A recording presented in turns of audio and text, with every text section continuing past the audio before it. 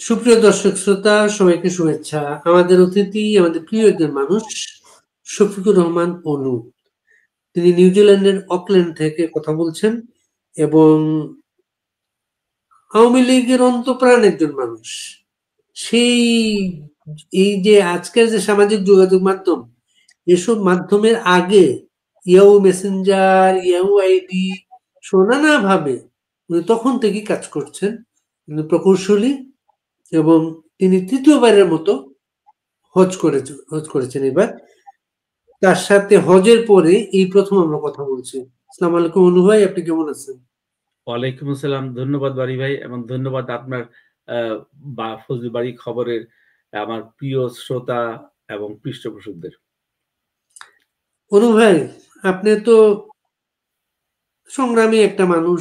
সংগ্রাম সেই ইউনিভার্সিটি জীবন থেকে, ছাত্র জীবন থেকে নিউজিল্যান্ডের লাইফ, মধ্যপ্রাচ্যও চাকরি করেছেন এবং সব সংগ্রামের সব সময় মাথার উপর থাকতো আপনার মুক্তিযুদ্ধের পক্ষের মানুষ হিসেবে বঙ্গবন্ধুকে, শেখ হাসিনাকে একটা স্বপ্ন মাথার উপর রাখতেন। এবার হজে গিয়ে যাদের জন্য দোয়া করলেন, কাদের জন্য দোয়া করলেন আপনি? খুব সুন্দর প্রশ্ন এবং খুব প্রাসঙ্গিক প্রশ্ন।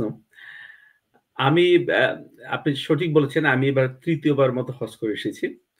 একটু বলে রাখছি, এবার কিন্তু আমি আমার ওয়াইফ হজ করেছি সৌদি আরবের সম্মানিত বাদশার অতিথি হিসেবে। এবং আমি এটাও অপ্রাসঙ্গিক যদি না বলি, এটা অকৃতজ্ঞ থেকে যাব। আমাকে একটি পয়সা খরচ করতে হয় না, পুরা খরচ সৌদি সরকার বহন করেছেন এবং আমি খুব ভালো জায়গায় ভালোভাবে ছিলাম। আমি যে হোটেলে ছিলাম সেই হোটেলে বাংলাদেশের সাবেক ২ প্রধানমন্ত্রী শেখ হাসিনা এবং খালেদা জিয়া ছিলেন, এবং আমাদের চপ্পু ভাইও ২ বছর আগে সেই হোটেলে ছিলেন। সেই দিক দিয়ে এটি খুব সুন্দরভাবে হজ করেছি, ভালোভাবে হজ করেছি। আমি আবারও সৌদি সরকার এবং সৌদি জনগণকে আমি আমার কৃতজ্ঞতা এবং ধন্যবাদ জানিয়ে আমি বলছি। হজ শুধু হজ না, আমি সবসময়ই আপনি যেটা বলেছেন, আমি সবার জন্য দোয়া করি। এবার সবার জন্য দোয়া করলে আল্লাহ তাআলা সেই দোয়া কবুল করেন। এটা আমি জানি। আ আমি নাম ধরে তো অনেকের কথা বলছি। অনেক সময় নাম মনে থাকতো না। তখন আমি বলতাম, "আল্লাহ, আমার কাছে যারা বিভিন্ন সময় দোয়া চেয়েছেন হজে আসার আগে কিংবা বিভিন্ন সময়, আল্লাহ আমি সবার নাম মনে রাখতে পারছি না। তুমি তাদের সবার মনের সৎ ইচ্ছাগুলি পূর্ণ করে দাও। সবার সমস্যাগুলি দূর করে দাও।" এটা আমি প্রতি দোয়াতে বলতাম। আর প্রতি দোয়াতে ওইখানে যতদিন ছিলাম, যত ধর্মীয় কাজ ছিল, সেখানে শুধু আমি অন্য কোনো দোয়া না পড়ে এই দোয়াগুলি করতাম। তাওয়াফের সময় দোয়া করতাম, সাই মারার সময় দোয়া করতাম, আরাফাতের মাঠেও এই দোয়া করছি, মিনাতেও এই দোয়া করেছি। স্পেশালি দোয়া করেছি আ জননেত্রী শেখ হাসিনা সহ সৎ আওয়ামী লীগ নেতৃবৃন্দ, কর্মীবৃন্দ, সমর্থক জন্য, যারা বিভিন্ন মামলায় জড়িত আছেন, বিভিন্ন হামলায় জড়িত আছেন, যারা ঘর-বাড়ি ছাড়া আছেন। আল্লাহ তাদেরকে তাদের সমস্যা দূর করে দাও।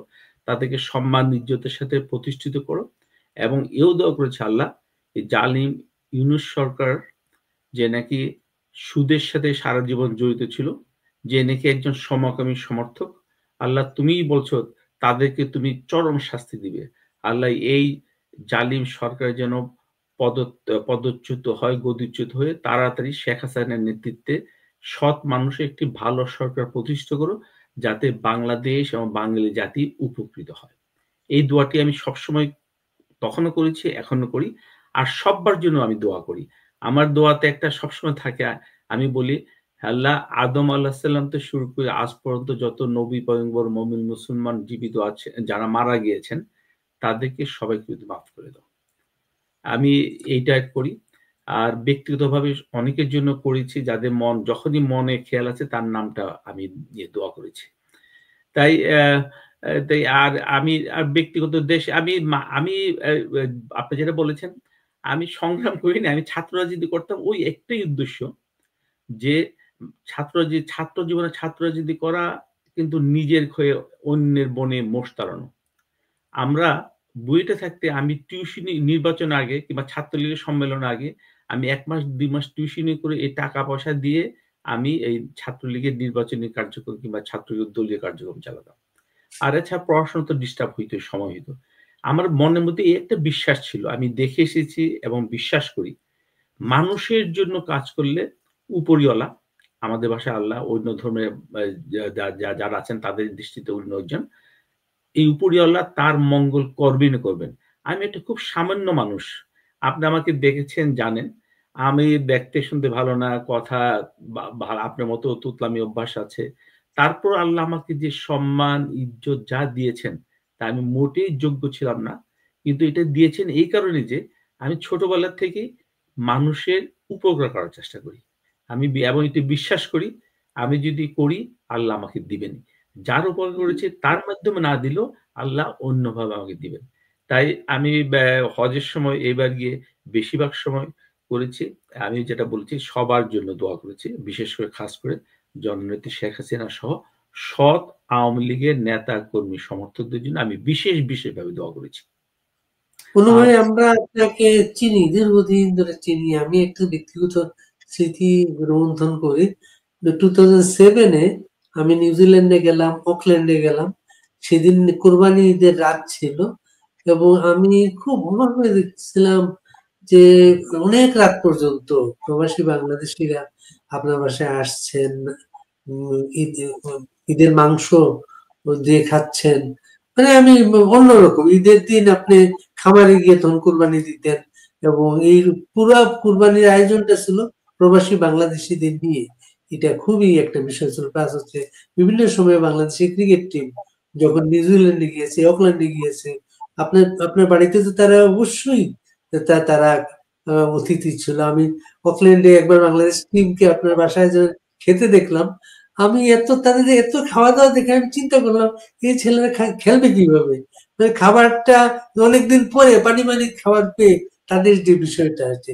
এবারে আপনি যখন খোঁজে যাচ্ছেন, আমি জানতাম আপনার সাথে আমার আগেও আলাপ হয়েছে এবং আমি খুবই আহ বিশেষভাবে আমার খুব মনে দাগ কেটেছে যেটা, আপনি বিমানে বসে আপনি আমাকে ফোন করেছেন।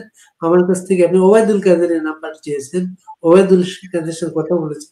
এই পর্বটা যদি একটু বলেন যে ওনার সাথে কি কথা হলো তখন। আ ধন্যবাদ। বানি ভাই, আপনার তো সব গোপন কথা ফাঁস করে দিচ্ছেন।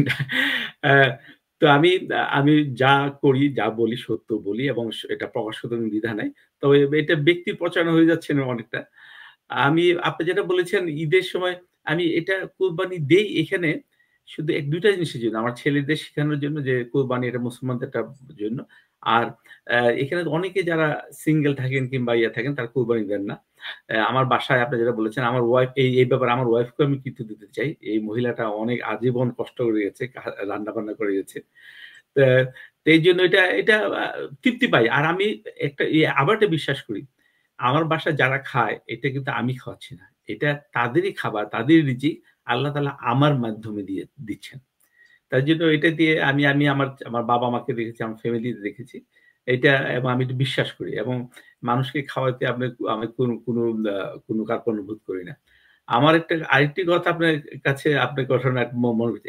এর মধ্যে খেলা আছে, ওয়ার্ল্ড কাপে খেলার আগে আমি বাসার বাইরে দাওয়াতে কয়েকজন আপনার মাধ্যমে কয়েকজন সাংবাদিক ফোন করল যে, "অনু ভাই, আমরা অকল্যান্ডে আসছি, আপনার বাসায় উঠবো। আপনি তো বাসায় নাই।" তা আমি বললাম, "ঠিক আছে, আপনারা বসেন, আমি আসছি।" বলে আমি আসলাম। এসে আমার বাসায় কিছু ডাল ভাত যে থাকে আমার গিন্নি রান্না-বান্না করে দিল। কতক্ষণ পরে আপনি অ্যা আপনি বা তার মধ্যে ববি আসলো, আনোয়ার ভাই, বিসিবি আনোয়ার ভাইও ছিলেন। আপনি কতক্ষণ পরে বোধহয় অকল্যান্ড এয়ারপোর্টে নেমে বোধহয় একটা ট্যাক্সি করে আসছেন। কোথায় যাবেন? ট্যাক্সি ড্রাইভার বোধহয় বাঙালি ছিলেন। উনি বোধহয় বলছেন, আপনি বলছেন মনু ভাই। তো সে আসলো। সে এসেও কিন্তু সে আপনার কাছে নাকি ভাড়াও নেয় নাই এবং সে এসে আমাদের সাথে পুরা রাত আড্ডা দিচ্ছিলেন। উনি হচ্ছেন ডাক্তার ইয়ামিন ভাই, উনার নাম। তো এই ধরনের অনেক স্মৃতি আছে। আর আমাদের বাংলাদেশের প্লেয়ারদের খাওয়া-দাওয়ার কথা বলেছিলেন। আমার ছেলেরা কিন্তু আমাদের ধরুন আশরাফুল ছিল ওই টিমের ক্যাপ্টেন। আমরা একটা ও ও বেসরকারি ম্যাচে হ্যামিল্টনে টি-20 ম্যাচে আমরা ১ম নিউজিল্যান্ডকে হারিয়েছিলাম। জিতলাম, নিউজিল্যান্ড কখন জিতলাম। নিউজিল্যান্ডকে মারি স্টিফেন ফ্লেমিং ক্যাপ্টেন ছিল। কিন্তু আমরা ওই ম্যাচটা যেটা আনঅফিশিয়াল ম্যাচ ছিল, আনঅফিশিয়াল টি-20 ম্যাচ ছিল বন্যার্তদের সাহায্য করার জন্য। যেহেতু বলেছিল যে ওই টিমে হারিয়েছে, আমার ছেলেরা বলল আমাকে, "মা, বাড়ি ভাই এখানে বাড়ি আঙ্কেল আছেন, উনার সাথে টিমের যোগাযোগ আছে। উনার মধ্যে আমরা বলি ওদেরকে একটু আমরা খাওয়ানোর ব্যবস্থা করি।" যেহেতু কোচ, ম্যানেজার, খাওয়া-দাওয়ার টিম, পরে আমাদের অফিসিয়াল খেলা, পরের দিন অকল্যান্ডে খেলা। তো এখানে কিছুটা নিয়ম ব্যাপার-স্যাপার আছে। ববি ভাই তো আপনার পরিচিত, আমাদের পরিচিত ম্যানেজার। তো বললাম, ববি ভাই বলল যে, "অনু ভাই আপনার কথা রাখতে হবে, কিন্তু আমরা ২-১ জনকে নিয়ে আসবো প্লেয়ার। সবাই ক্যাপ্টেনকে আনবো আর ২-১ জনকে আনবো। আর কর্মকর্তারা আমরা আসবো, সবাই আসবো।" আমি বলছি, "ঠিক আছে, নাইম আমার থেকে কানামাও ভালো।" তো সেটাও আপনার সেটার জন্য আপনার কৃতিত্ব আছে। তাই সবাই এসছিল কিন্তু ২ জন সবাই সবাই এসছিল। সবাই আসছিল। তো এইবার যেটা বললেন আপনি, এইটাও আপনার কাদের ভাইয়ের সাক্ষাৎকারটা শুনলাম। কাদের ভাইয়ের সমালোচনা আছে অনেক, অনেক কিছু আছে। তবে আমি যেহেতু উনি আমার ডাইরেক্টলি নেতা ছিলেন। উনি যখন ছাত্রলীগ কেন্দ্রীয় কমিটির সভাপতি, আমি তখন সেই কমিটির সহ-সম্পাদক। প্লাস বুয়েট শাখা ছাত্রলীগের সাধারণ সম্পাদক ছিলাম, সভাপতি। উনি আমার রুমে অনেক থেকেছেন, অনেক গল্প শুনেছি, জেল জীবনের গল্প শুনেছি। ভালো-মন্দ মিলিয়ে মানুষ।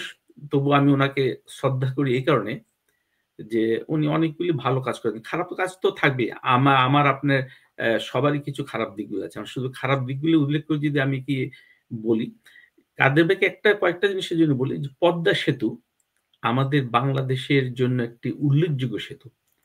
আমরা যখন বুয়েটে ইঞ্জিনিয়ারিং পড়ি, এইবার যে পদ্মা সেতু কমিটির যে টেকনিক্যাল কমিটির প্রধান ছিলেন, আপনাদের সিলেটের অধিবাসী, বাংলাদেশের গর্ব, আমার শ্রদ্ধেয় শিক্ষক জামিলুর রেজা চৌধুরী স্যার ছিলেন। এই ১ম একটা আন্তর্জাতিক প্রকল্পের টেকনিক্যাল কমিটির চেয়ারম্যান ছিলেন উনি। উনি আবার কাকতালীয়ভাবে বুয়েটে আমার শিক্ষকও ছিলেন। আমরা যখন ৭৭-৭৮ সালে ইঞ্জিনিয়ারিং পড়ি, তখন আমরা ক্লাসে আলাপ করেছিলাম, "স্যার, পদ্মা নদীতে আমরা কেন ব্রিজ করতে পারি না কেন? ব্রিজ কেন করা হচ্ছে না?" তখন স্যার বলছিলেন, "দেখো, পদ্মা নদীর মাটির গঠন এবং নদী প্রবাহ এমন জিনিস, এখন পর্যন্ত আমাদের যে engineering knowledge, engineering technology, engineering material যেগুলি আছে, সেইগুলি দিয়ে পদ্মা সেতুতে ব্রিজ করার মতো অবস্থা আমাদের নাই। সেই টেকনিক্যাল নো হাও সারা পৃথিবীর কোথাও নাই। আর সেতুর পরিবর্তে একটা আছে টানেলিং। টানেলিং ও করা যাবে না।" এবং উনি একটা কথা বলছিলেন, আমার এখনো খেয়াল আছে।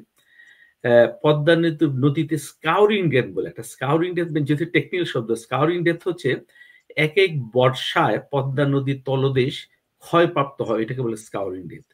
মানে ৫০ ফিট থেকে ১৫০ ফিট মাটি ধুয়ে চলে যায়। পৃথিবীর ৯০% নদীর গভীরতাই ৫০ ফিট না। সেখানে পদ্মার একেক সিজনে ১৫০ ফিট মাটি ধুয়ে চলে যায়। তাই টানেলিং করা পদ্মা নদীতে সম্ভবপর না। তো সেই পদ্মা সেতুটা কিন্তু ১ম থেকেই এই যে আমাদের এইবারে যে ২০২৪ এর ঘটনার মূল নায়ক আমেরিকা বাধা দিয়ে আসছিল ডক্টর ইউনূসের মাধ্যমে এবং আমাদের আন্তর্জাতিক শত্রুদের এবং দেশীয় শত্রুদের মাধ্যমে। কারণটা ছিল এই কারণে যে পদ্মা সেতু হয়ে গেলে বাংলাদেশকে আর অর্থনৈতিকভাবে দাবায় রাখা যাবে না। আমাদের জিডিপিতে 2% বলতে গ্রোথ, আমি মনে করি, আমি অর্থবিদ না, তবুও মনে হয় এটা আরো বেশি হবে। তো এইটা যাতে না হয়, তার জন্য পদ্মা সেতুতে ১ম এ একটা মিথ্যা অভিযোগ দিয়ে পদ্মা সেতুতে বাধাগ্রস্ত করা হয়েছিল। তারপরে জননেত্রী শেখ হাসিনা সৎ সততা, জেদ এবং দেশপ্রেমের কারণেই কিন্তু পদ্মা সেতু হয়েছে। এবং এই পদ্মা সেতুতে বাস্তবায়নের জন্য যে নেত্রী পরে যিনি দায়িত্বে ছিলেন, তিনি ছিলেন ওবায়দুল কাদের ভাই। এবং আমি যেহেতু পদ্মা সেতুর প্রজেক্টে ডাইরেক্টলি জড়িত ছিলাম না, ইনডাইরেক্টলি অনেক কিছু ব্যাপার স্যাপার আমি জানতাম। এবং সেই সমস্ত থেকে, এবং আপনি পরে শুনবেনও যে আনোয়ারুল করিম চৌধুরী সচিব যে ছিলেন, সেতু সচিব, পরে প্রাইম মিনিস্টার সচিব ছিলেন। তাদের বিভিন্ন কথাতে সাক্ষাৎকার শুনবেন যে কাদের ভাই এই প্রজেক্টটাতে কিভাবে কাজ করেছেন। তাই একটা প্রেস্টিজিয়াস প্রজেক্ট। আরো বলব, মেট্রো রেল প্রজেক্ট সবগুলি কাদের ভাই মন্ত্রিত্ব আন্ডারে। তাই আমি বলছি যে উনার সফলতা অনেক আছে, দোষ ত্রুটি আছে। উনার ব্যবহার অনেক সময় একটু তিক্ততা থাকে, একটু রুক্ষ থাকে। এটা মানুষ ভেরি করে। আরেকটা জিনিস হচ্ছে কাদের ভাইয়ের রাজনৈতিক সততা এবং আ ইয়েটা আমি যেটা বলি বিশ্বস্ততা। আওয়ামী লীগের আপনি জানেন, আওয়ামী লীগের অনেক সময় কোন্দল, দল-বদল এ সমস্ত মেরুকরণ হয়েছে। কিন্তু কাদের ভাই কখনো মূল স্রোতের বাইরে যান নাই। ২০০৭ এও যান নাই। ১৯৭৫ এর ১৫ আগস্টের পরেও যান নাই। 111 এর পরেও যান নাই, এবারও যান নাই। তাই এই সমস্ত দিক মিলে কাদের ভাইয়ের প্রতি আমার কিছু শ্রদ্ধাবোধ আছে। যেহেতু আপনি শুনলাম আপনি কাদের ভাইয়ের একটা ইন্টারভিউ নিলেন। আমার সঙ্গে কাদের ভাইয়ের যে লাইনটা ছিল সেই লাইনটা দিয়ে আমি যোগাযোগ করতে পারছিলাম না। পরে আপনার কাছে ফোন নাম্বারটা চাইলাম বিমানে বসেই। আপনি ফোন নাম্বারটা দিলেন। আমি বললাম যে, "কাদের ভাই" আপনি জিজ্ঞাসা করবেন, কারণ অনেক সময় ব্যক্তিগতভাবে ফোন নাম্বার দিতে চায় না। বলবেন যে, "বুয়েটের অনু।" তাহলে উনি যদি পারমিশন দেন তাহলে আমাকে দিয়েন, না দিলে কোনো আপত্তি নেই। তা আপনি কতক্ষণ পরেই প্লেনে আমাকে ফোন নাম্বারটা পাঠাইলেন। আমি উত্তেজনায় বসে ফোন আমি সাথে, সাথে ফোন করলাম। কাদের ভাই ফোন ধরলেন। ধরে ২ জনে খুব আবেগপ্রবণ হয়ে গেলাম। অনেকক্ষণ চুপ করে থাকলাম। উনিও অসুস্থ ছিলেন। তো প্লেনে থেকেও তো ওয়াইফাই একটু কথা ডিস্টার্ব হচ্ছিল। তো ভাই বললেন, "লিডার আমি নামি, প্লেন নামার পরে আপনার সঙ্গে আমি হজে যাচ্ছি। হ্যাঁ, আমি শুনেছি। নামার পরে আমি কথাবার্তা বলব।" তো নামার পরে কথাবার্তা বলেছি। অনেক কথাবার্তা হয়েছে। অনেক উনি আমাদের কিছু উপদেশও দিলেন। তে এবং কাদের ভাই একটা কথাও বললেন এবং যেটা বঙ্গবন্ধু বলতেন, "Condemn me, it doesn't matter. History will absolve me." এবং সত্যি, সত্যি দেখেন এই সরকার প্রায় ১ বছর হয়ে গেল ক্ষমতা আসলো। আওয়ামী লীগ নেতৃবৃন্দকে রাজনৈতিকভাবে ধ্বংস করার জন্য অনেক ধরনের অভিযোগ আনলো। কিন্তু এখন পর্যন্ত কিন্তু অর্থনৈতিক দুর্নীতির কোনো প্রমাণ ওরা করতে পারে নাই এবং অর্থনৈতিক দুর্নীতি নিয়ে ওরা বিভিন্ন সময় বিভিন্ন তথ্য দিয়েছে। যেটা প্রমাণ করা খুবই সহজ। তাদেরকে দিয়েছে কি হত্যা মামলায় সহযোগী কিংবা জড়িত এই সমস্ত মামলা।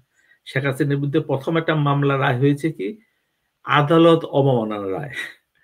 কিন্তু এই পর্যন্ত আল্লাহর রহমতে আমি সেটা বিশ্বাস করি যে ইনশাআল্লাহ আমি যে বলব না একদম দুর্নীতি না হয়েছে। দুর্নীতি এই সমস্ত আমি অর্থনীতির ছাত্র না কিন্তু অর্থনীতি পড়েছি যে এটা উদীয়মান অর্থনীতির দেশে কিছু না কিছু দুর্নীতি হবে। পৃথিবীর সব দেশে দুর্নীতি হয় কম বেশি। আমাদের দেশে একটু বেশি হয়। দুর্নীতি দায় কি শুধু আওয়ামী লীগের নেতা, মন্ত্রী, এমপিরা? অন্যরা না? সবাই দায়ী আমরা। তাই তবুও শেখ হাসিনা ব্যক্তিগতভাবে উনি দুর্নীতিবাজ না। এটা আমি হলফ করে বলতে পারি। উনার পিতাকে আমি চিনি, বঙ্গবন্ধুকে চিনি। বঙ্গবন্ধুর ছেলে কামাল ভাই আমার নেতা ছিলেন, ডাইরেক্ট লিডার ছিলেন শেখ কামাল। জামাল আমার ঢাকা কলেজের ক্লাসমেট ছিল। উনাদেরকে চিনি, নেত্রীকেও চিনি। আপনি জানেন বাংলাদেশে আজকাল সবার একটা একটা স্টাইল আছে। মানে সবার জীবনযাত্রার স্ট্যাটাস আছে। কোথায়? গুলশান বনানীতে ফ্ল্যাট থাকতে হবে, বাড়ি থাকতে হবে, আলিশান বাড়ি থাকতে হবে গিয়ে দেখেন। নেত্রী নাই। এবং নেত্রী নাই শুধু জেনে রাখেন, আজকাল গুলশান বনানীতে যারা বিভিন্ন দলের নেতাদের আলিশান ফ্ল্যাট আছে, নেত্রীরা যখন ৬০ সালের দিকে ধানমন্ডিতে থাকতেন, তখন তাদের ঢাকার কারোর ঠিকানা ছিল না। নেত্রী এবং নেত্রীর পয়সার লোভ যদি থাকতেন, ধানমন্ডির ৩২ নম্বর লেকপাড়ের বাড়িটা কোন ডেভেলপারকে দিয়ে দিলে উনি অনেক কয়েকশো কোটি টাকা পেতেন এখনকার বাজারে। তখন কম পেতেন এখনকার বাজারে। এবং বঙ্গবন্ধু স্মৃতি জাদুঘর করার জন্য সরকারি অনেক, অনেক জমি ছিল কিংবা অনেক জমি কিনতেও পারতেন। তাই বঙ্গবন্ধুর কন্যা, বঙ্গবন্ধুর টাকার প্রতি দুর্বলতা নাই। হ্যাঁ, হইতে পারে উনার সঙ্গে বঙ্গে যারা আছে একটা কথা বলে যেটা বঙ্গবন্ধুর উনার অফিসে পিয়ন। হ্যাঁ, সে এতদিন ছিল। তারপর যখন জানতে পেরেছেন নেত্রী, মিডিয়া জানার আগে, অন্য কেউ জানার আগে নেত্রী তাকে ওই পদ থেকে সরিয়ে তার বিরুদ্ধে তদন্ত শুরু করেছেন। এটাকে অনেকে মিস ইন্টারপ্রেট করে। আপনি ওই নেত্রীর সাক্ষাৎকার শুনেন। বলছেন, "আপনাদের সাংবাদিক ভাইদের উচিত তো এই সমস্ত তথ্য বের করা।" পৃথিবীর বিভিন্ন দেশে কিন্তু সাংবাদিকরাই এই সমস্ত আ সেনসিটিভ তথ্য বের করে। আপনি জানেন নিক্সনের ওয়াটারগেট কেলেঙ্কারি কারা বের করেছিল? এফবিআই বের করে নাই। বের করেছিল ওই দেশের সাংবাদিকরা। তো নেত্রী সেইভাবে বলছিল যে, "আপনার সাংবাদিকরা তো এই সমস্ত" যেমন আমার অফিসে একজন পিয়ন, সে এরকম অনেক কোটি টাকা মালিক। তাকে আমরা যখন শুনতে পেরেছি, তাকে আমি অফিস থেকে বের করে দিয়েছি। দিয়ে তার বিরুদ্ধে তদন্ত হচ্ছিল। তদন্ত এক পর্যায়ে তো এখনো তো কিছু হচ্ছে না। এখনো কিছু হবেও না। বাংলাদেশের দুর্নীতিবাজদের বিচারের প্রক্রিয়া শেখ হাসিনাই ১ম শুরু করেছেন। দুর্নীতি কমানোর জন্য যে প্রসেস এর দরকার। আমাদের দেশে যেহেতু আমরা সবাই দুর্নীতিবাজ, বেশিরভাগ যারই সুযোগ হয় 90% আমি বলব। 10% ওরা দুর্নীতির সুযোগ পেলে করে না। বাকি 90% নিজের স্বার্থে যে সবাই দুর্নীতি করে। তার জন্য শেখ হাসিনা ডিজিটাল বাংলাদেশ করেছে। একটা কথা আমি বলি, আজ থেকে ৩০ বছর আগে আমার যদি ব্যাংকে ৳১,০০,০০,০০০ থাকতো কিংবা ৳১০,০০,০০০ থাকতো, ওই ব্যাংকের ম্যানেজার কিংবা ক্যাশিয়ার কিংবা অফিসে কয়েকজন ছাড়া অন্য কেউ জানতে পারত না। কিন্তু আজকাল শেখ হাসিনা এমন একটা সিস্টেম করে গেছেন যে কেউ যদি এরকম কিছু টাকা থাকে কিংবা কারো টাকা জানার যদি ইচ্ছা হয়, এটা কয়েক মিনিটের মধ্যে জানা যায়। ছাগল মতিউরের কথা তথাকথিত ছাগল মতিউরের একটা উদাহরণ। তার ছেলে ১ম এ কয়েক লক্ষ টাকা দিয়ে ছাগল কিনেছিল। সেটা থেকে ১ম এ সে অস্বীকার করেছিল সেটা তার ছেলে না।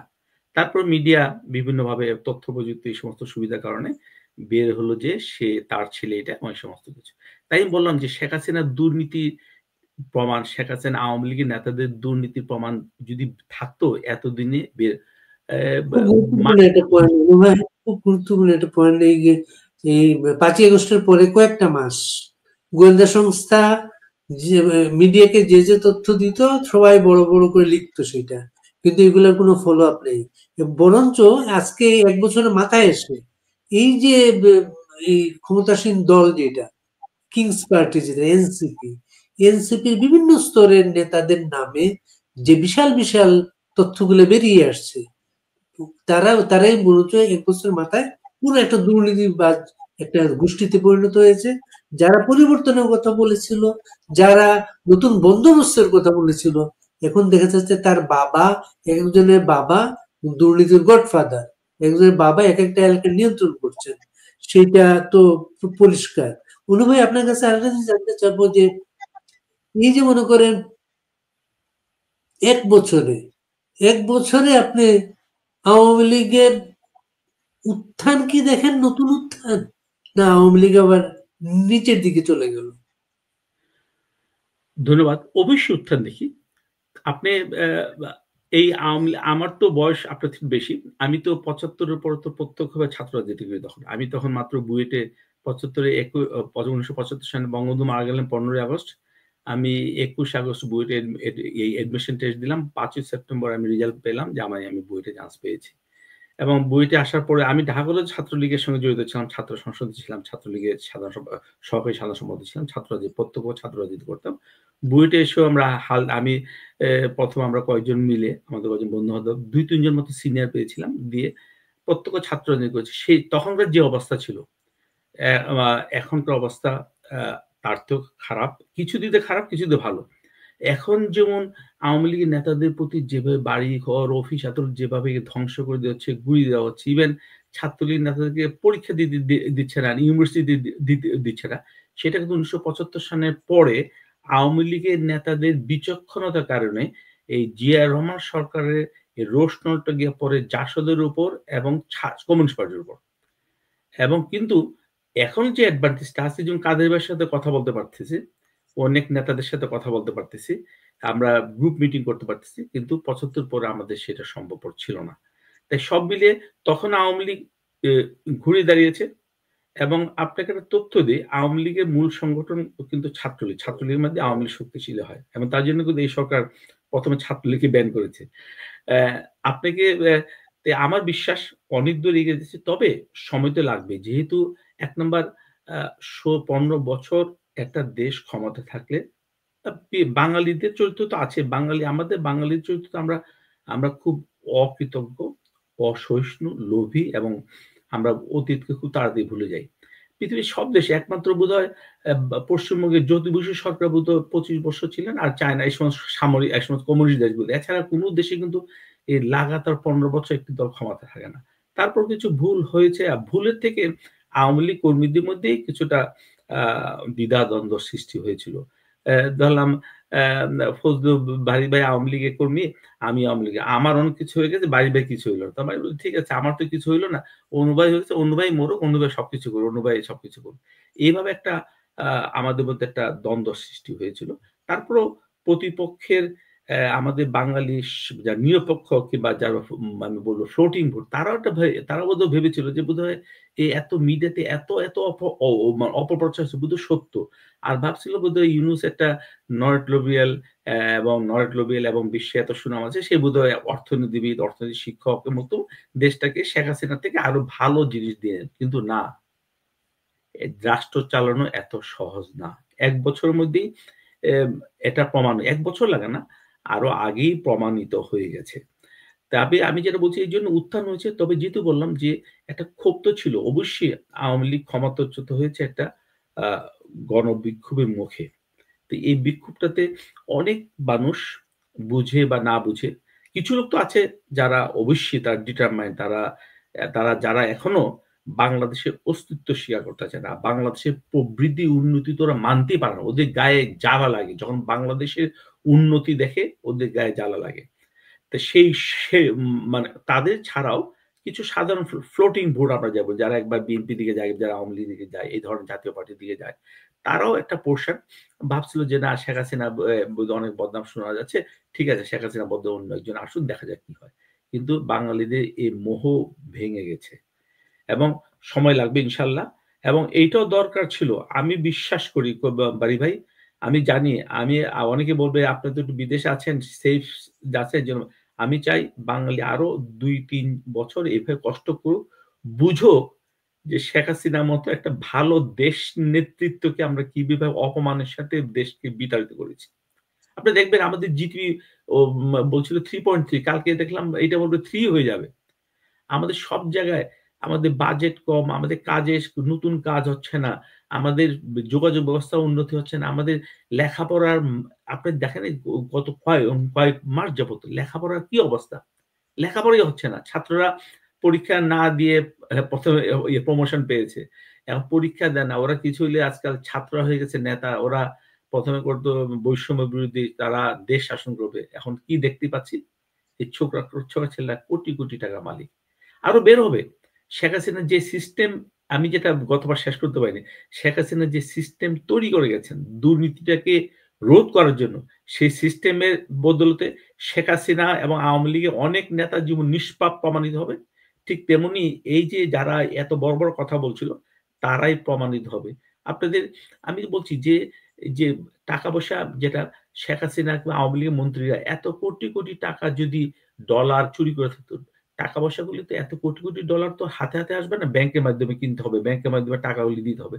কিন্তু ব্যাংকের স্টেটমেন্ট যে সরকার যদি ইচ্ছা করে ১ মিনিটের মধ্যে সবার ব্যাংকের স্টেটমেন্ট গত ১৫-১৬ বছরে যেদিন থেকে ডিজিটাল বাংলাদেশ চালু হয়েছে, সব ব্যাংকের স্টেটমেন্ট ডিজিটাল কালেক্ট করার সুবিধা। যে কোন ব্যাংক থেকে কত টাকা এসেছে এবং কোন ব্যাংক এবং কবে সে এত টাকা উইথড্র করেছে এবং সেই টাকা দিয়ে কোত্থেকে সে ডলার কিনেছে। বাংলাদেশী টাকা তো আমেরিকাতে পাঠায় লাভ নাই। তাকে ডলার করতে হবে। তো এইগুলি বের করা খুব সহজ এবং আপনি দেখেন এই গভর্নমেন্ট ৯ মাস চেষ্টা করে শেখ হাসিনার অ্যাকাউন্টে ৩ কোটি কত লক্ষ টাকা পেয়েছে। ২০ বছরের সফল প্রধানমন্ত্রী এবং অ্যা ৫ বছরের বিরোধী দলীয় নেত্রী তার অ্যাকাউন্টে পেয়েছে ৩ কোটি। আমি আমার বন্ধু-বান্ধব, আমাদের পরিচিত অনেকে ইভেন আমারও বোধহয় হিসাব যদি করি, আমার সম্পদ তার থেকে বেশি আছে যদি সব হিসাব করি। তাই ই ইনশাআল্লাহ এগুলি সব প্রমাণিত হবে। একজন সাংবাদিক আমাকে বলেছেন, এখন অনু ভাই, আমরা এখন সরকারের সঙ্গে আছি। অনেক ভিডিও ক্লিপ আমাদের কাছে আছে। আমরা রেখে দিচ্ছি। এখন যদি আমরা এগুলি প্রকাশ করি, আমাদেরকে ওরা বের করে দিবে এবং এগুলি সব করে দিবে। তা আমরা এগুলি কালেক্ট করছি। ইনশাআল্লাহ একদিন যখন ভালো পরিবেশ হবে সবগুলি জানবেন। তো এইগুলি হচ্ছে ভিডিও ক্লিপ। আর ব্যাংকের হিসাব, ওই যে আজকে দেখলাম পত্রিকায়, জানি না কত আজকাল সব খবর তো সত্যতা। এইমাত্র দেখলাম যে নাহিদের বাড়ি পুকুরে নাকি কোটি, কোটি টাকা পাওয়া গেছে। তো এগুলি অনেক খবর ভুল খবর থাকে। এবার আওয়ামী লীগ মহল থেকে যদি কেউ ভুল খবর দেয়, আমি তাকে বলি ভাই এই সমস্ত ভুল তথ্য দিবেন না। এতে আপনার বিশ্বাসযোগ্যতা কমে যাবে, আওয়ামী লীগের বিশ্বাসযোগ্যতা কমে যাবে। এদের খারাপ কাজের উদাহরণ ১ টা ২ টা না, প্রতিদিন ১০০ টা উদাহরণ দেওয়া যাবে বাড়ি ভাই। আপনি তো সাংবাদিক মানুষ। আমি যত ইনফরমেশন পাই, ভিডিও ক্লিপ পাই, মানে এআই দিয়ে করা না, সত্য জিনিস পাই। ডেইলি ১০০ টা বিভিন্ন ধরনের খারাপ জিনিস দেখাবো। সেখানে আমি কেন ফটো এডিটিং করে, কেন এআই ইউজ করে, কেন আমি খারাপ তথ্য, মিথ্যা তথ্য দিব? তাই আমি বলছি যে অবশ্যই, তবে সময় লাগবে এবং এতে নতুন নেতৃত্ব আসবে। আমি বিশ্বাস করি নতুন নেতৃত্ব আসবে এবং নতুন নেতৃত্ব আসা অর্থ এই না যে আমরা পুরনো নেতৃত্বকে আমরা অপমান করে বিদায় দিব। অবশ্যই যারা সৎ, ভালো কর্মী-বান্ধব তারাই আসবেন এবং ইনশাআল্লাহ আমরা তেমন নেতৃত্ব পাবো এবং বাংলা মানুষ অলরেডি বুঝতে পেরেছে যে শেখ হাসিনা এবং আওয়ামী লীগের সময়ই দেশ ভালো থাকে। আমি কয়েক মাসে এটা ১৯৭২ সাল থেকে আমি এটা অনেক রিসার্চ করে আমি একটা তথ্য বের হয়েছিল যে আওয়ামী লীগের সময়, শেখ হাসিনার সময় এবং বঙ্গবন্ধুর সময় বাংলাদেশের সবচেয়ে বেশি অর্থনৈতিক উন্নতি হয়েছে। এখন অনেকে বলে যে অর্থনৈতিক উন্নতি চান না। হ্যাঁ, আবার তখন আবার বলবেন যে ভাত দে নাহলে মানচিত্র খাবো। তাই অর্থনৈতিক উন্নতিটা ১ম উন্নতি। বাকিগুলি পরে। পৃথিবীর অনেক দেশে বাক স্বাধীনতা, গণতন্ত্র বলতে কিছু নাই। কিন্তু তবুও ওরা ওই সমস্ত দেশে সুখে আছে। মিডল ইস্টের দেশগুলি, কমিউনিস্ট কান্ট্রি গুলিতে, কারণ সেখানে জীবনযাত্রা, অন্ন, বস্ত্রের তা শেখ হাসিনাও চাচ্ছেন এই জিনিসটা করার জন্য। আর যে সমস্ত বদনাম আছে, এই বদনামের ভাগীদার শুধু শেখ হাসিনা, আওয়ামী লীগ না, তার থেকে বেশি দায় কিন্তু আমাদেরই। আমি একটা কথাও বলি, যে ভোটাররা টাকা খেয়ে ভোট দিয়ে এমপি নির্বাচন করেন, চেয়ারম্যান নির্বাচন করেন, মেম্বার নির্বাচন করেন, সেই ভোটারটা কিভাবে আশা করেন যে তার চেয়ারম্যান, তার মেম্বার, তার এমপি সৎ থাকবে? তাই এটা হচ্ছে আমাদের একটা মুনাফিকি, আমাদের একটা ভন্ডামি। তাই আমার বিশ্বাস ইনশাল্লাহ আওয়ামী লীগ দাঁড়াবে এই কারণে আমরা সত্য এবং ন্যায়ের পথে আছি। অনু ভাই, আজকে ঢাকায় একটা বিশেষ পরিস্থিতি চলছে। ছাত্ররা বা ছাত্রদের শাহবাগে নেওয়া হয়েছে যে তারা জুলাই ঘোষণা না হওয়া পর্যন্ত এলাকা ছেড়ে যাবে না। এর মাঝে একটা নিউজ দেখছি এখন, কমিশন, যেটা ঐক্যমত্য আলী রিয়াজদের কমিটি, যেটা ওই কমিটির সিদ্ধান্ত হচ্ছে সংসদের উচ্চকক্ষ হবে 100 আসনের, সদস্য মনোনীত হবেন পিআর পদ্ধতিতে। এই কমিশন অনেক সিদ্ধান্ত নিতে পারে, কিন্তু এগুলো আইনে বাস্তবায়ন করতে হবে পার্লামেন্টের মাধ্যমে। পার্লামেন্ট এগুলো না হওয়া পর্যন্ত কোনো কিছুই হবে না। আপনি কিভাবে দেখেন বিষয়গুলো? এটা বললাম তো, আসলে ওদের লক্ষ্য উদ্দেশ্য হচ্ছে নির্বাচনটাকে এইভাবে, নির্বাচন ছাড়া ওরা যতদিন ক্ষমতা রাখতে পারে। তাই অনেক বাট অনেক কিছু টেকনিক্যাল জিনিস, আবার ওই যে সব পক্ষকে রাজি করাতে হবে। তাই এটা আইনি বিষয়। আইনজ্ঞরা যারা আছেন ওরা অনেক ভালো বলতে পারবেন। তো আমি এটা বিশ্বাস করি এগুলি জুলাই ঘোষণা, এগুলো কিছু না। ওরা চাচ্ছে যে ইলেকশনটা যত ডেফার করা যায়। পিআর এইটা আ একটা জিনিস করলেই তো সেটা আপনি আইন পাস করতে হবে সংসদের মাধ্যমে। তাই ওই যে উচ্চকক্ষ, এটা কখন হবে? আগে একটা সংসদ নির্বাচন হতে হবে, সংসদে পাস হতে হবে, এবং সংসদ নির্বাচন কবে হবে? কিন্তু ওই যে শর্ত দিয়েছে জুলাই কমিশন, যে আগে ওইগুলি সব বাস্তবায়ন করে সংবিধান চেঞ্জ করতে হবে, তারপরে নির্বাচন হবে। তো এগুলি সব মিলিয়ে ওরা, তবে এখন যে অবস্থা হচ্ছে, বা বা জনমত যেভাবে পরিবর্তন হচ্ছে, যদিও এতে আমাদের কন্ট্রিবিউশন খুব কম, এবং আমাদের পুলকিত হওয়ার কিছু নাই। আমি আজকে অনেক জায়গায় আমাদের আনন্দিত হওয়ার কিছু নাই। তবে জনমত খুব দ্রুতই এদের বিরুদ্ধে যাচ্ছে। তাই এই দেবপ্রিয় মতো লোকও কিন্তু ওই বলছে যে এই গভর্নমেন্টের সেফ এক্সিট নাই। তাই এই জিনিসটা বুঝতে হবে। অ্যা এবং এটাও ঠিক সবসময়, তবে আমি জনগণের শক্তির উপর বিশ্বাস করি। আমি চাই জনগণের মাধ্যমে, ভোটের মাধ্যমেই, জনগণের মাধ্যমেই সরকার পরিবর্তন হোক। আমি চাই না আর্মি কু হোক। আমি চাই না কাউকে জোর করে দেশ থেকে পালিয়ে দেওয়া হোক। নির্বাচনের মাধ্যমে হোক, এবং নির্বাচন নিয়ে অনেক কথা আছে। সেটা নিয়ে আমি কথা বলতে পারব। ৩ টা নির্বাচন নিয়ে যারা কথাবার্তা বলেন, সেই বিষয়ে আমি বলতে পারব এককভাবে আওয়ামী লীগ বা শেখ হাসিনাকে দায়ী করা যাবে না। অ্যা এম এবং শেখ হাসিনার এছাড়া অন্য কোনো ভালো উপায় ছিল না, গত্যন্তর ছিল না। ঠিক আছে? আমি সেটাই বলব যে দেশের মানুষ আস্তে, আস্তে বুঝতে পারবে। এখনো এখনো অনেকে বুঝতেছে। আমার পরিচিত যারা অনেকে ছিলেন, যারা লাল সমর্থক ছিলেন, তারা এখন বুঝতে পারছেন। কিন্তু হঠাৎ করে ১ বছরের মাথায় ওরা যাকে আগে বলেছেন স্বৈরাচারী, ফ্যাসিস্ট, তাকে আবার কিভাবে ভালো বলেন। তাই সময় লাগবে। আমি চাই জনগণ আরো বুঝুক। কিন্তু একটা জিনিস, যে জনগণ বুঝতে দেশটা এমন পর্যায়ে চলে যাবে ভাই। দেশটা তো আমার। দেশটা তো ওই যারা লাল ও ও ও ওরা তো ও ও ও ওরা তো চায় না বাংলাদেশ টিকে থাকুক বা বাংলাদেশের উন্নতি হোক। কিন্তু দেশটা ভালো হইলে আমার ভালো লাগে, দেশটা খারাপ হলে আমার খারাপ লাগে। এই ১৬ বছরে দেশ ভালো হয়েছে বলে আমার ব্যক্তিগতভাবে আমার কোনো উন্নতি আমি চাইনি, এবং কোনো সুবিধা আমি নেইনি। কিন্তু আমি এটা, দেশ যদি ভালো হয়, আমিও ভালো থাকবো। আমার আত্মীয়স্বজন ভালো থাকবে। আমার ভাই ব্রাদার ভালো থাকবে। সবাই ভালো থাকবে। দেশবাড়ি ভালো থাকবে। তাই আমি চাই, যদিও এইটা স দু এই সরকার যদি আরো ২ বছর থাকে, আমাদের মনে হয় আমাদের দেশে অর্থনৈতিক মেরুদণ্ড ভেঙে যাবে। সেটাকে আবার আওয়ামী লীগ সরকার যদি আবার আসে, সেটাকে পুনরুদ্ধার করতে অনেক কষ্ট করতে হবে। আল্লাহ আমাদেরকে অ্যা সেই এবং আমি বিশ্বাস করি সত্য, শেখ হাসিনা, আওয়ামী লীগ সত্য বা ন্যায়ের পথে ছিল এবং আছে। ইনশাআল্লাহ আমরা জয়ী হবই। আল্লাহ আমাদেরকে তারা তো একটা রূপরেখা তৈরি করে ফেলেছে মোটামুটি, যে আওয়ামী লীগকে ছাড়া আগামীতে নির্বাচন করবে তারা। আওয়ামী লীগের ভোটাররা তো কি করবে এই সময়? আওয়ামী লীগকে অনেক বছর বাদাম খাবে। 90% আমার বিশ্বাস 90% আওয়ামী লীগ ভোট দিবে না। 10% দিবে যারা ধরলাম অন্য পার্টি থেকে কেউ আত্মীয়স্বজন দাঁড়িয়েছে, পরিচিত তাদের। বাংলাদেশে তো সবাই জানতো মানে খালে বেলে আত্মীয়। মানে একজন একেক দলে আমার অনেক আত্মীয় আছে যারা বলতে চাই না। অনেক আছে। এরকম অনেক এই ধরনের 10% যারা আছে তাদের ভোট দেবে, বাকি 90% ভোট দিবে না। আর ভোট দেখ বা না দেখ, ভোট দিয়ে হবে লাভ বিএনপি তো টেস্টেড। বিএনপি টেস্টেড, এরাও টেস্টেড। ওরা কোনো উন্নতি বিএনপি ক্ষমতায় আসার আগেই ওরা যে ধরনের দুর্নীতি, অপকর্ম করা শুরু করেছে।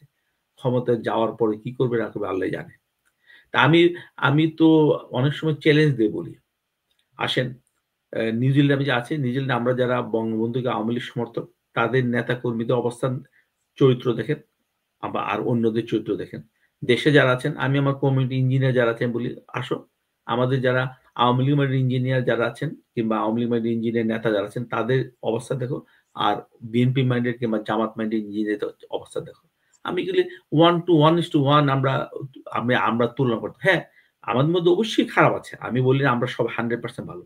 তো আমরা হচ্ছে আওয়ামী লীগ হচ্ছে ক্লাসের ফার্স্ট ক্লাস ফার্স্ট বয়, আর জামাত বিএনপি হচ্ছে কোনো মতে টাইনে মইনা পাস করা সেকেন্ড ডিভিশন কিংবা থার্ড ডিভিশন ছাত্র, পার্থক্য এটাই। তাই আমার বিশ্বাস বাড়ি ভাই, তবে প্রতিটা জিনিসের জন্য ত্যাগ করতে হয়, আমাদের জন্য অনেক জীবন দিতে হবে। আমি একটা ভয় পাচ্ছি, আজকে একজন দেখলাম নারায়ণগঞ্জের নারায়ণগঞ্জের নরসিংদীর একজন না নেত্রকোনার একজন জাতীয় সংসদ সদস্য জেলখানা মারা গেছেন। আগে আওয়ামী লীগের ছোট ছোট নেতা মারা গেছেন।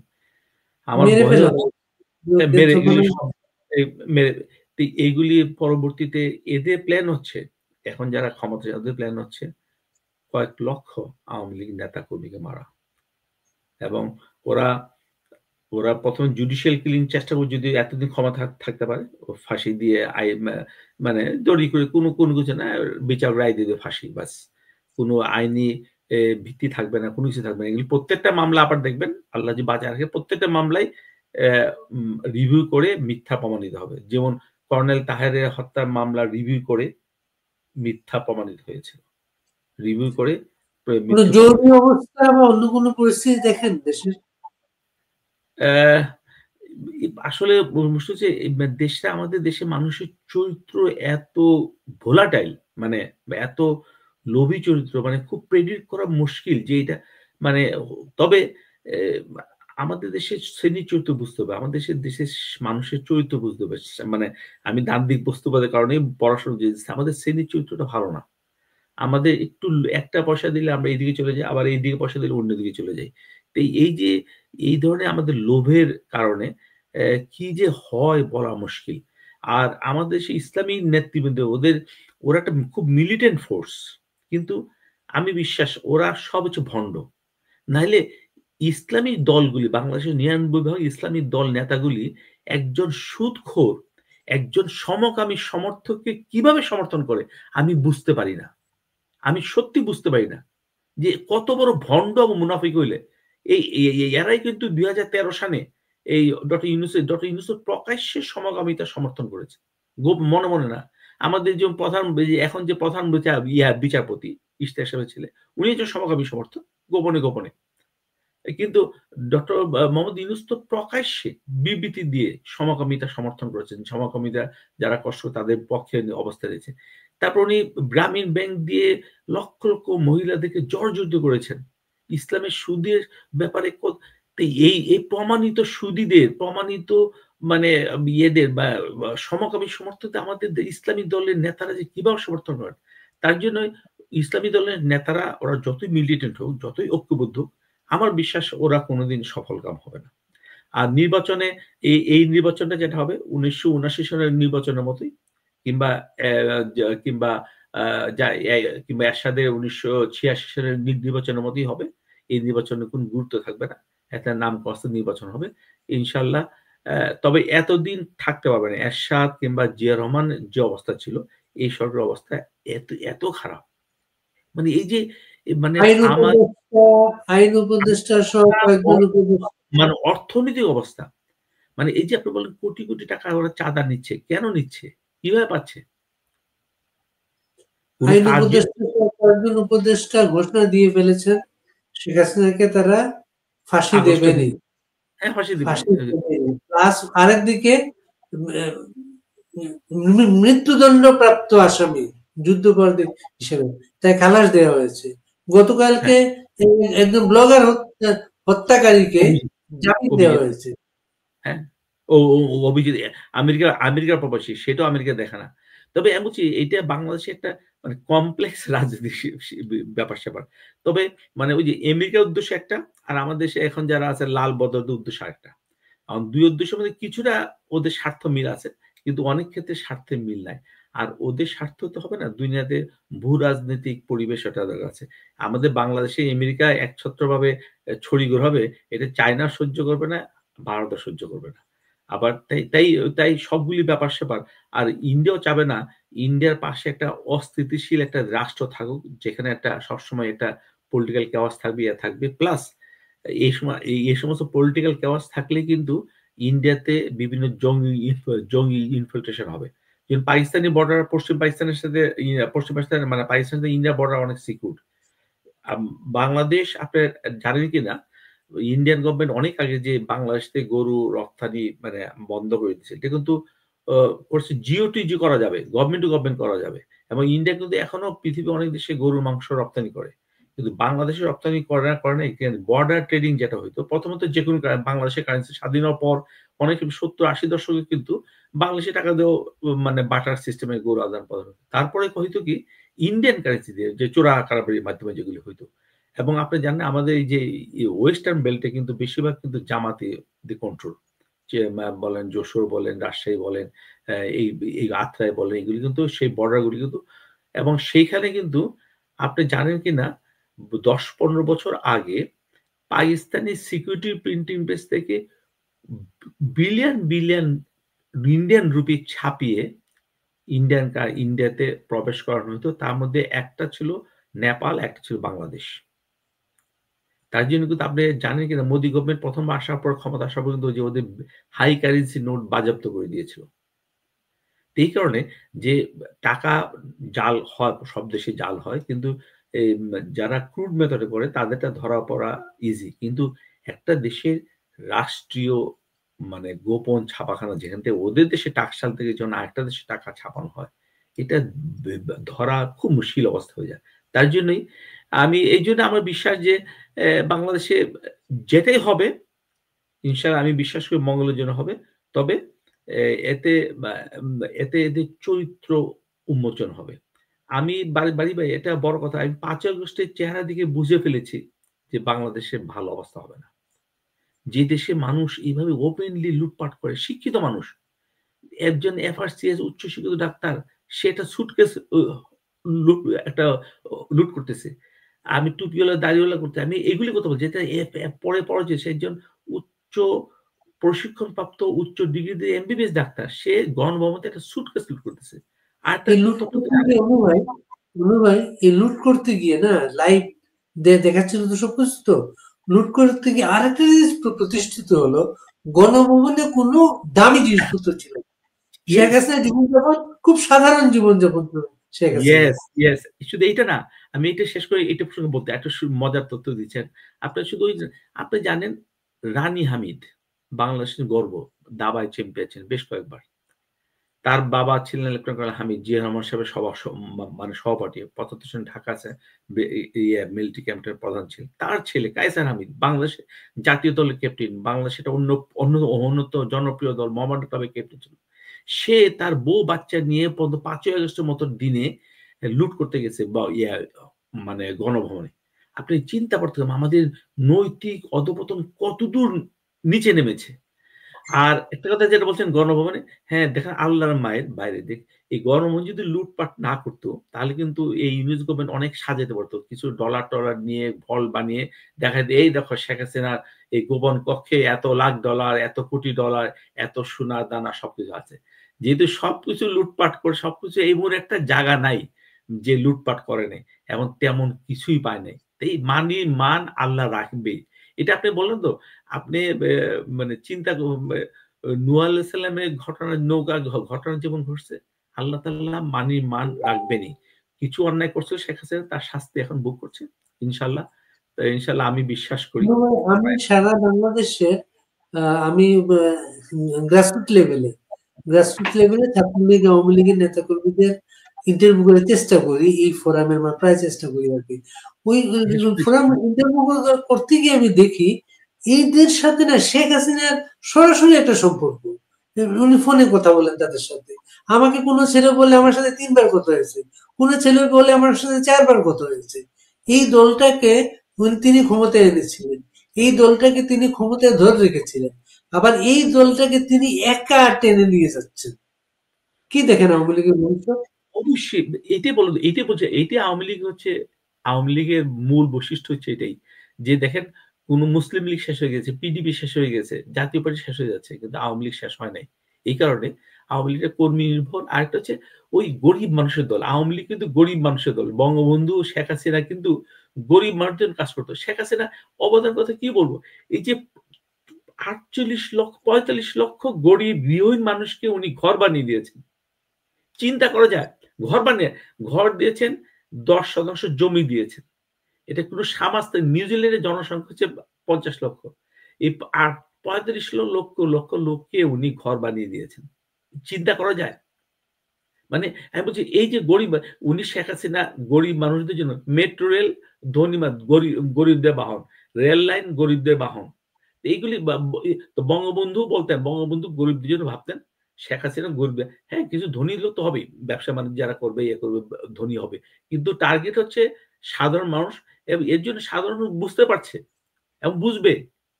এই যে আপনি দেখেন একটা, আমি মেট্রো রেলে কাজ করতেছিলাম। মেট্রো রেলে মিরপুর টু মতিঝিল পোর্শনটা শেখ হাসিনা যখন জুলাই মাস পর্যন্ত যে পার্সেন্টেজ যত ছিল, এই গত ১ বছরে কাজ কাম খুবই কম এবং কবে হবে শেষ করে না। এবং আরো ৬টা মেট্রো রেল প্রজেক্ট হওয়ার কথা ছিল, এবং এই ১ বছরে যে কি যে অবস্থা, এবং আপনি শুনলে আশ্চর্য হবেন, মেট্রো রেলের যে এমডি যে বানিয়েছে সে কিন্তু আমার স্কুল ফ্রেন্ড। সে কিন্তু আপনাদের অস্ট্রেলিয়াতে থাকতো। আমার স্কুল ফ্রেন্ড। এখন সে এই এমডি হয়ে গেছে। আমার যোগাযোগ হয়, কথাবার্তা হয়। তাই আমি বললাম যে এই সমস্ত জিনিসগুলি মানুষ বুঝবে। গতবার যেমন আমি ২০২৩ এ কিন্তু আমি ৬ মাস দেশে ছিলাম। জুলাই, আগস্ট, সেপ্টেম্বর, আবার পরে নভেম্বর, ডিসেম্বর, জানুয়ারি। আমার ওয়াইফ আমাদের বাসা থেকে ফার্মগেট থেকে একা উত্তরে আমার ছোট ভাইয়ের বাসায় গিয়েছে বাসে করে। এলিভেটেড এক্সপ্রেস দিয়ে ১৫ মিনিটে। আমার এক কাজিন বোন, আমার ওয়াইফ ২ জন, যা চিন্তা করা যায় না। আমার বাসা থেকে ওই র‍্যাম্পে নামতে লাগে হাইটে ৩ মিনিট, ৪ মিনিট। এবং আমার ওয়াইফ সচিবালয় মতিঝিলে কিছু কাজ-কাম ছিল। আমার ওয়াইফ মেট্রো রেলে ফার্মগেটে মেট্রো আমাদের বাসা থেকে ৫ মিনিট লাগে। সে একা গিয়ে কাজ করে এসেছে। যেটা কি আমরা গত ১৫-২০ বছর চিন্তা করতে পারতাম না। ২০১৭ তে আমি আমার ছেলে প্রিয় বিয়ের জন্য বা দা ইয়ে মানে ইয়ে ইয়ে বিয়ের বাজার করতে গেছিলাম উত্তরা থেকে, আমার গুলিস্তান যেতে লাগছিল ৪ ঘন্টা প্রাইভেট গাড়ি দিয়ে করে। তো সেই অবস্থা থেকে বাঙালি যে কি সুবিধা পেয়েছে, যে চিন্তা এখন বুঝবে। আওয়ামী লীগের জন্য সবচেয়ে দুর্ভাবনার হচ্ছে শেখ হাসিনার বয়স। তার তো ইয়েস। বয়স অনেক। এটাই সবচেয়ে ইনশাল্লাহ, দুর্ভাবনা। ইনশাল্লাহ আমি যেটা আল্লাহ তাআলা এ শেখ হাসিনা বললাম তো বঙ্গবন্ধু পরিবারকে চিনতাম। বঙ্গবন্ধু পরিবারে শেখ হাসিনা আওয়ামী লীগের সভাপতি হবেন। আপনি তো জানেন আমি কিছু তখন তো প্রত্যক্ষ রাজনীতি করতাম। ম শেখ হাসিনা কখন উনি ছাত্র জীবনে ছাত্র রাজনীতি বিয়ের পরে কিন্তু উনি আবার রাজনীতি থেকে বিমুখ হয়ে গেছেন। পুরা ঘন সংসার, চেহারা চরিত্র ছবি-টবি দেখলে বুঝবেন। উনি কামাল ভাই যে অ অ রাজনীতি করার প্ল্যান ছিলেন সেভাবে উনি প্রস্তুতি ছিল সবকিছু। জামাল রাজনীতি করার কোন প্ল্যান ছিল না। রাসেল তো ছোট। রেহানা আপা 50-50 ছিল। কিন্তু দেখেন আল্লাহ তাআলা এমন একটা পজিশন সৃষ্টি করলো, আওয়ামী লীগে সেটা একটু মানে কটু কথা বলি। ৭৮-৭৯ সালে আওয়ামী লীগের গ্রুপিং হলো চরম গ্রুপিং। রাজ্জাক ভাই ভার্সেস তোফায়েল ভাই। আওয়ামী লীগের সাধারণ সম্পাদক, সাংগঠনিক সম্পাদক। মালিকুল প্রেসিডেন্ট নাম দেওয়া আছে। সেই গ্রুপিং এর কারণে কিন্তু নেত্রীকে আনা হলো যে মা কাউকে ঠেকানোর জন্য। নেত্রী ছিলেন কিন্তু আওয়ামী লীগের সভাপতি হিসাবে, এবং নেত্রী এসে আপনি নেত্রী অনেক মিটিং এ অনেক সময় উনি আফসোস করতেন, "আপনারা কেন আমাকে এই পদে এসে অপমান করলেন?" এবং নেত্রীর কপালে একটা কাটা দাগ আছে চোখে উপরে। এটা নেত্রী একবার বলছিলেন সাংবাদিক সম্মেলনে যে, আমি অ্যা আ কি বলে এটাকে? বিষ পান করে হজম করতে পারি। বাংলার শব্দ আছে একটা। অ্যা অ্যা যে আমার কপালে যাদের জন্য আমার কাটা দাগটা, তারা কিন্তু আমার মন্ত্রিসভার সদস্য। উনি বলছেন যে, "তারা আমাকে ইচ্ছা করে মারে নাই।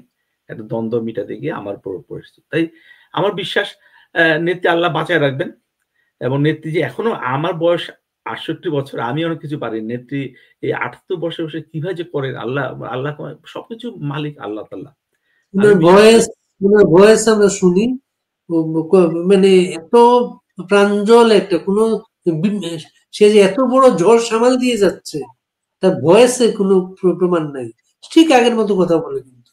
বাড়ি ভাই এই যে আপনি তো বাড়ি ভাই দেখেন আমরা উনি ভারতে আছেন, জেলে নাই। কিন্তু কি একটা পরিবেশ আছেন আপনি একটু চিন্তা ভাবনা করে দেখেন। এবং আমি শুনতে পেয়েছি যে উনি গত তি বে মে ৩ বার উনি খুব সিরিয়াস অসুস্থ ছিলেন। সর্দিতে সমস্ত কষ্টে ছিলেন। মানসিক অবস্থা কি? ছেলে-মেয়ে সব থেকে রান্নাবা মাঝে, মাঝে আসেন। জয় আসছিল কয়েকদিন আগে। তো এইভাবে এই অবস্থা থেকে এই মহিলাটা আমাদের জন্য উনি প্রধানমন্ত্রী ছিলেন ১৫ বছর। আগে ৫ বছর, ২০ বছর। উনি আরাম-আয়েশ করার জন্য প্রধানমন্ত্রী ছিলেন না। আপনি তো দেখছেন উনি উনার যে শারীরিক ইয়ের জন্য বিশেষ করে গ্রেনেড হামলার পর থেকে উনি ফ্লোরে ঘুমাতেন। উনি গুলশান বনানীতে বাড়ি করেন নাই। উনি আ ইউনাইটেড এ গিয়ে চিকিৎসা নিতেন না। উনি সাধারণ হাসপাতালে চিকিৎসা নিতেন। বলছে এবং উনার বলুন তো যে এবং বঙ্গবন্ধু পরিবার গরিব ছিল না। আপনি বঙ্গবন্ধু আত্মজীবনী পড়ে দেখেন। ১৯৪৮ সালে বঙ্গবন্ধুর ইনকাম ছিল মাসিক ৳৩,০০০। তখনকার দিনে একজন সরকারি কর্মচারীর বেতন ছিল ৳৩০০। তাই তারপরও বললাম তো যে বে যে নেত্রী বলেছেন যে আমরা যখন ধানমন্ডিতে যখন থাকি, আজকে যারা বনানীতে গুলশানে বিরাট, বিরাট বাড়ি নিয়ে থাকেন তখন তাদের ঢাকায় কারো কোনো ঠিকানা ছিল না। উনার কি ইচ্ছা হইতো না? আজকাল সবার তো ইচ্ছা হয় আমার গুলশানের ফ্ল্যাট হোক, বনানীতে ফ্ল্যাট হোক। উনার কিন্তু মামলা দিয়েছে একটা পূর্বাঞ্চলে প্লট নিয়েছেন এর জন্য মামলা দিয়েছে। তা আমার মতো প্রবাসী সহ অনেকে পূর্বাঞ্চলে প্লট পেত। তো উনি কি বাঙালি বাংলাদেশের নাগরিক হিসাবে এটা প্লট পেতে পারেন না? বাংলাদেশে আপনি জানেন সচিবরা নামমাত্র মূল্যে প্লট পায়। নামমাত্র মূল্যে চাকরি থেকে। সেনাবাহিনীর লোকজন ডিওএইচএস এ প্লট পায়। এরকম অনেকভাবে প্লট পায়। তো উনি এত ২০ বছর প্রধানমন্ত্রী এবং বা বা পা ৫ বছর বিরোধী দলীয় নেত্রী। তো উনি ইহাতে পূর্বাঞ্চলে একটা প্লট পেতে পারবেন না, প্লট নিতে পারবেন না, বড় প্লেট নিতে পারবেন না, ভালো প্লট নিতে পারবেন না। এই ইয়ে হচ্ছে আমাদের হচ্ছে আমাদের ধারণা, হচ্ছে আমাদের আমাদের মানে কৃতজ্ঞতাবোধ। আমি একটা ব্যক্তিগত স্মৃতিচারণ করে আমি আজকে জানাচ্ছি। মানুষ তো আমিও পারব না বেশি দিন। আব্দুল গাফফার চৌধুরী সাহেব চাচা যখন ২০০৫ সালে নিউজিল্যান্ডে আসছিলেন, আমার বাসায় ছিলেন ৩-৪ দিন ছিলেন। অনেক ব্যক্তিগতভাবে অনেক আলাপ আলোচনা হইতো। তখন আমরা বললেন যে আমি শেখ হাসিনার কিছু আমি নেত্রী কোনো সমালোচনা করি। কিছুটা বলার পর উনি বললেন, "অনুপ তোমরা এইভাবে শেখ হাসিনা কখনো বিরুদ্ধাচরণ করবে না। ন্যূনতম আমি বললাম, "চাচা আপনি তো করেন।" বলছে, "আমি করি, আমার একটা অবস্থান আছে। নেত্রী জানে আমাকে। কিন্তু তুমি নেত্রী ভুল বুঝবে কিংবা অনেক তোমাকে ভুল বুঝবে কিংবা এটা নিয়ে অনেক কিছু।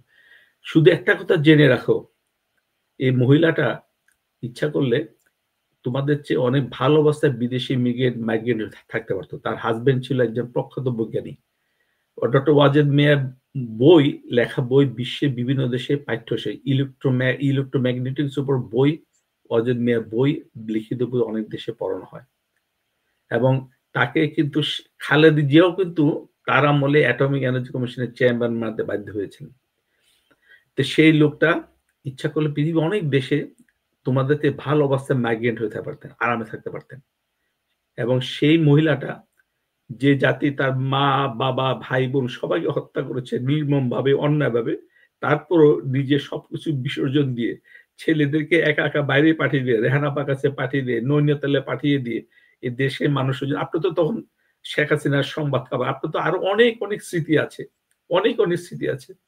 আমি শুধু আপনাদের মুখে শুনেছি, আমি মুখে শুনেছি। শেখ হাসিনার সাথে যারা থাকতো তারা শেখ হাসিনা বিরোধী হইলেও শেখ হাসিনার ব্যবহারে, আচার-আচরণে তারা শেখ হাসিনা ভক্ত হয়ে যেত।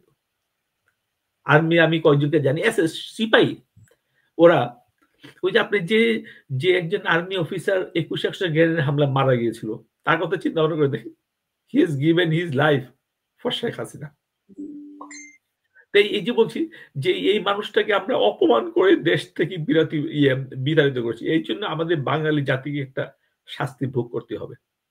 এবং যদি যতদিন পর্যন্ত আমরা এই শাস্তি এবং এই তওবা না করবো ততদিন পর্যন্ত আমরা পাকিস্তান, সোমালিয়া এই সময় এদের মতো থাকবো, আমাদের আফগানিস্তান এর মতো আমরা কখনো সুখে শান্তি মুখ দেখবো না। আমাদেরকে দেশ দেশান্তরী হয়ে চলতে হবে। এই কোথায় আছে দেখেন, সিঙ্গাপুর কোথায় চলে গেছে, মালয়েশিয়া কোথায় চলে গেছে, ইন্দোনেশিয়া কোথায় চলে গেছে, ইভেন ব্যাংকক কোথায় চলে গেছে, আমরা কোথায় আছি? তো এই জিনিসটার জন্য আমাদের বিশ্বাস, আমি বলি ভাই, আমাকে আপনাকে সবাইকেই ব্যক্তিগত, আওয়ামী লীগ, বিএনপি, জামাত কিছু না, আমাদের সবাইকে ব্যক্তিগতভাবে সৎ হতে হবে, দেশের জন্য কাজ করতে হবে, দেশের জন্য ভাবতে হবে, তাহলে দেশটা আগিয়ে যাবে। আমি, আপনি তো জানেন আমি 27 বছর নিউজিল্যান্ড আছে, ভাড়া বাড়িতে আছে। আমি বাড়ি কিনে নিই 2 টা কারণে। একটা সুদে প্রথম, আর এখন টাকা আছে। আমি টাকাগুলি বিদেশি টাকা কামাকে আমি দেশে রিমিট করেছি। দেশে পাঠিয়েছি। দেশে আমার টাকার উপর ডাইরেক্টলি ডিপেন্ডেন্ট নাই। তার জন্য আমি কয়েক বছর যাবত আমি প্রায় 10 লক্ষ টাকা আমি ইনকাম ট্যাক্স দেই। তো এই যে আমি ভাবি যে দেশের প্রতি আমার যে আমি অন্য বিদেশে আসতে পারতাম না যদি বাংলাদেশ না হতো। এবং বাংলাদেশ হয়েছে কেন? বঙ্গবন্ধু সহ বাঙালিদের, আওয়ামী লীগ নেতাদের, কর্মীদের 30 লক্ষ মানুষের রক্তের বিনিময়ে। তা আমার তো কিছুটা, আমি কি পেলাম না পেলাম না, আমি দেশকে কি দিতে পারি সেটা আমার মূল উদ্দেশ্য। এবং এটা চেষ্টা করে যাচ্ছি। তার জন্য এই বুড়া বয়সেও আপনাদের সাথে থেকে কাজ করে যাচ্ছি। বাড়ি ভাই, আপনিও একজন পৃথিবীর অনেক দেশে অনেক সাংবাদিক আছেন। আপনি সিডনিতেও আছেন। আপনার থেকে অনেক কম ক্যালিবারের, কম ক্যাটেগরির সাংবাদিক। আপনি তো, আপনার লেখা তো আমি অনেক আগে থেকে জনকণ্ঠে লিখে দেখে সত্যি আমি মনে হয় না আপনার কলমের লেখা, এত সুন্দর লেখা কিভাবে বের হয় আল্লাহ জানে। এত সুন্দর আপনার লেখা, এত আমি আমার নিজের সামনে দেখেছি। আপনি কিভাবে এত সুন্দরভাবে লেখেন। সেই সাংবাদিকের কিছু নাই সিডনিতে। আর আপনার থেকে অনেক আমি জানি। আপনার বাসায় একজন ইত্তেফাক এক সাংবাদিকের সাথে ঝগড়া হয়েছিল। সে তার সিডনিতে অনেক আগে বাড়ির মালিক। এখন সে নাকি এখন আরেকটা বাড়ির মালিক হয়েছে। এরকম আরো আছে। তাই আমি বলছি যে এরকম কিছু সৎ ভক্ত আওয়ামী লীগ, শেখ হাসিনা, বঙ্গবন্ধু আছে বলেই এই দলটা টিকে আছে, টিকে থাকবে ইনশাল্লাহ। এবং এবং তাদের নেতৃত্বে ভালো নেতৃত্ব আসবে ইনশাল্লাহ। আমি বিশ্বাস করি। আমাদের হতাশার কিছু নাই। আমাদের মধ্যে যে মেদ জমেছিল, যে চর্বি জমেছিল, যে কালি জমেছিল, এই এই দুর্যোগের মুহূর্তে আমাদের সব পরিষ্কার হয়ে যাবে। আমাদের এখনো অন্তর্দ্বন্দ্ব ভুলে আমাদেরকে আগায় যেতে হবে। বাংলাদেশটাকে এই পাকিস্তানিদের হাত থেকে মুক্ত করতে হবে। অনেক ধন্যবাদ অনু ভাই। আমাদের কথা এতক্ষণ যারা শুনলেন সবাইকে অনেক ধন্যবাদ। আমাদের দেশে বিদেশে কিছু প্রতীক আছেন, বাংলাদেশকে ভালোবাসার প্রতীক, দেশপ্রেমের প্রতীক। তাদের একজন আমাদের এই নিউজিল্যান্ডের অনু ভাই। আপনার দীর্ঘ জীবন হোক। আপনি ভালো থাকবেন ভাই। আসসালামু আলাইকুম। ওয়ালাইকুম আসসালাম।